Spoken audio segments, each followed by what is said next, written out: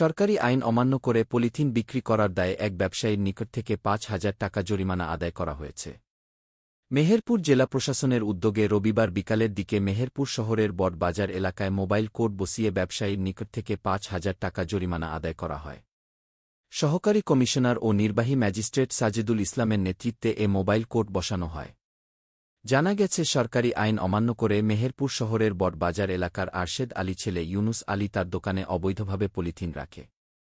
এ সময় সেখান থেকে বেশ কিছু পলিথিন উদ্ধার করা হয়।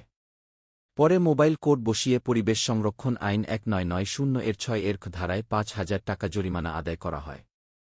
এদিকে একই দিনে মেহেরপুর শহরের বটবাজার এলাকায় সবজি এবং মুদিখানার দোকান পরিদর্শন করে ব্যবসা প্রতিষ্ঠানে দ্রব্যমূল্যের তালিকা টানানো সহ বেশি লাভ না করার জন্য ব্যবসায়ীদের প্রতি আহ্বান জানানো হয়। একই সাথে পণ্যের ক্রয় বিক্রয় ভাউচার রাখার পরামর্শ দেওয়া হয়।